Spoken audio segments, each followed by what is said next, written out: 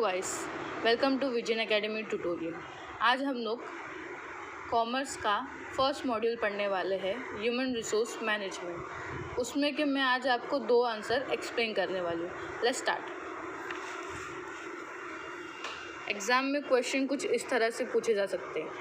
Explain the human resource management and discuss its feature. तो सबसे पहले आपको उसका इंट्रोडक्शन, उसके बाद उसके फीचर्स के पॉइंट लिखने हैं।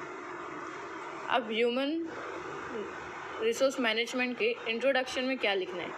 कॉमनली ये क्वेश्चन आपको हर जगह पे पूछा जाएगा, एक्सप्लेन द HRM या व्हाट इज़ HRM। तो उसके लिए हम लोग एक कॉमन सा सेंटेंस प्रिपेयर करके रखेंगे जो हम लोग हर किसी में लिख सकते हैं। जैसे कि यहाँ पे लिखा है, human resource management is a process of managing human resource to improve the individual group and the organisation.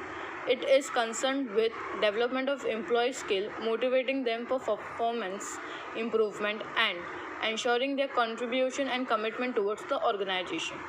अब इसका मतलब क्या है?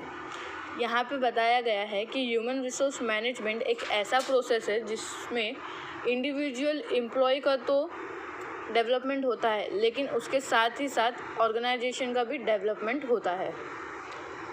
किस तरह से होता है? क्योंकि हम लोग इंडिविजुअल को ट्रेनिंग देते हैं तो उसके ऑब्वियसली उसके नॉलेज स्किल एनहांस होती है, उस वजह से ऑर्गेनाइजेशन का भी डेवलपमेंट होता है। इसके कुछ फीचर्स है, मैं पहले पॉइंट्स रीड करती हूँ। Process, multiple disciplinary approach, universal application, object oriented, long term benefit, team spirit, development potential, problem solving, और ये एक है कंटिन्यूस इन नेचर। अब इसका एक कोड बना देते पहले हम लोग कि ये आंसर रिमेंबर होने के लिए। तो इसका कोड कुछ ऐसा बनाते हैं, हम यहाँ पे लिखते हैं ब्रैकेट में PM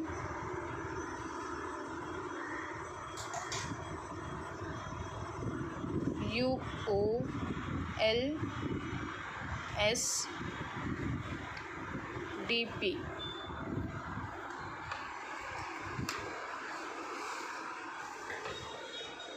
अब ये कोड तो बन गया, लेकिन इसको याद कैसे करना है? PM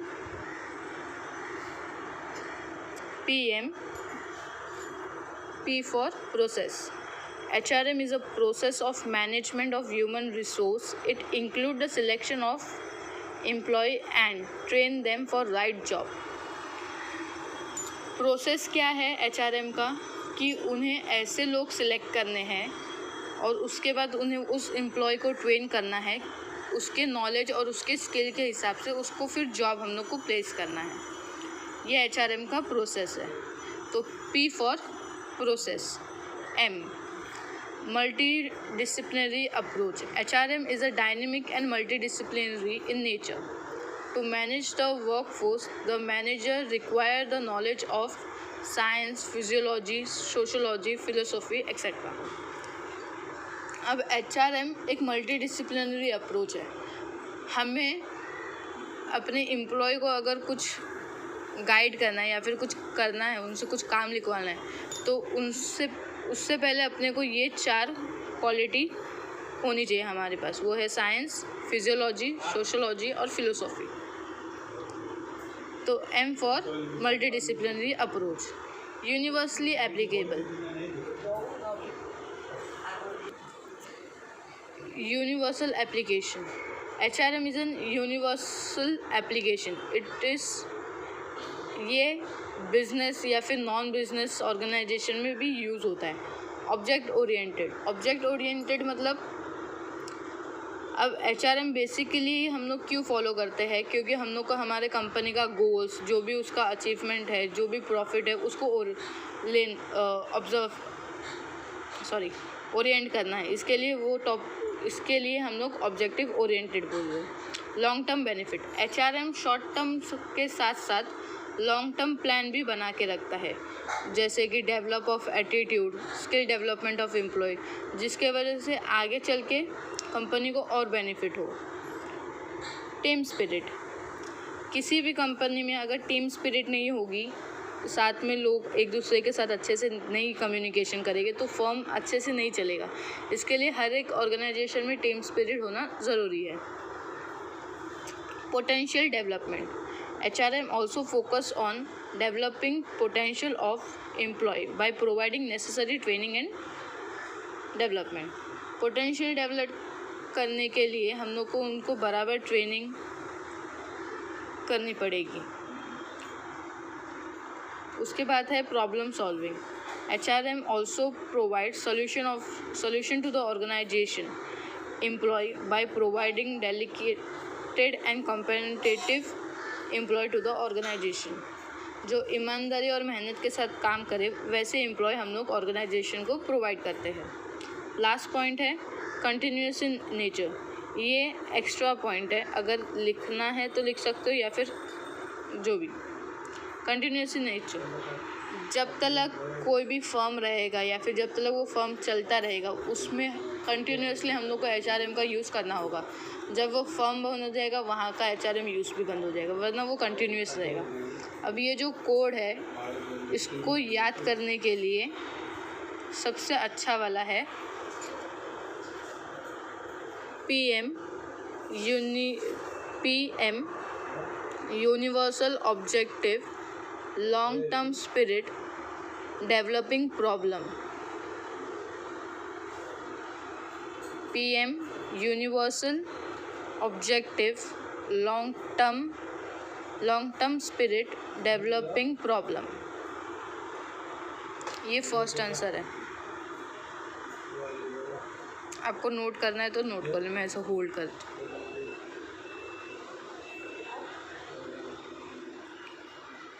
हो गया? चलो सेकंड पॉइंट। सेकंड क्वेश्चन है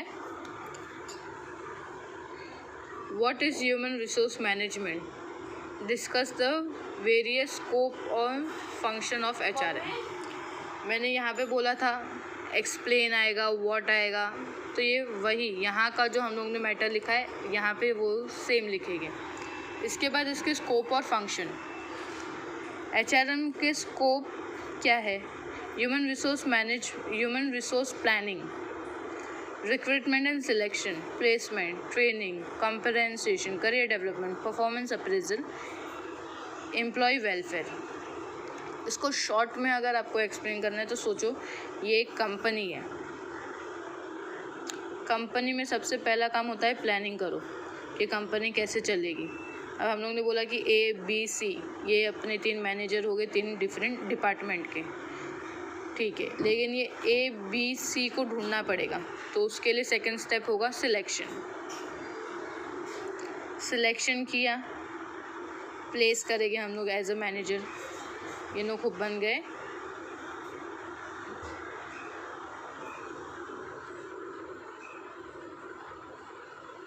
मैनेजर। अब ये मैनेजरों को अगर कुछ काम नहीं समझ में आ रहा है तो इन लोग को ट्रेनिंग करनी पड़ेगी। तो हम लोग ने इनको भेजा ट्रेनिंग के लिए। ट्रेनिंग होने के बाद दे आर रेडी। ट्रेनिंग के बाद वो लोग रेडी हो गए अपना काम करने के लिए। फिर आता है कंपनसेशन। कंपनसेशन बहुत टाइप का होता है, कैश, रिवॉर्ड, बोनस या फिर रिकॉग्नाइज करना। करियर डेवलपमेंट, अब उनके पास अच्छी खासी ट्रेनिंग और डेवलपमेंट सब जो टैलेंट है वो सब है हो गया उनके पास, तो उनका करियर ऑब्वियसली डेवलप होगा। करियर डेवलपमेंट के लिए ऐसा भी होता है कई बार कि जैसे कि अपने स्कूल के टीचर्स होते हैं या फिर कॉलेज के टीचर्स, उन लोगों को फिर से ट्रेनिंग के लिए भेजा जाता है। एक बार वो जैसे कि अभी वो लोग टीचर बन चुके हैं लेकिन फिर से ट्रेनिंग के लिए भेजा जा रहा है। क्यों? क्योंकि उन लोगों को रीट्रेन करना है। कुछ न्यू मॉडिफिकेशन आया होगा, न्यू सिलेबस हुआ होगा, तो वो उनको मॉडिफाई करके उनको अच्छे से एक्सप्लेन किया जाता है। उसके बाद है परफॉर्मेंस अप्रेजल मतलब किसी की तारीफ़ करना। अगर आप जो काम कर रहे हो वहाँ पे आपको कोई आपकी तारीफ़ ना करे तो आपका मूड नहीं लगेगा वो काम करने के लिए, तो उसे कहा जाता है परफॉर्मेंस अप्रेजल। एम्प्लॉय वेलफेयर सभी को पता है, जो नॉर्मली जो वर्कर यूनिट होते हैं उनके लिए जो जो फैसिलिटीज़ क्रिएट किए जाते हैं उसे बोला जाता है एम्प्लॉय वेलफेयर। आई होप आपको ये दोनों आंसर समझ में आया होगा। मैं इस क्वेश्चन को भी होल्ड करती हूँ, आप स्नैपशॉट ले सकते हो इसका भी।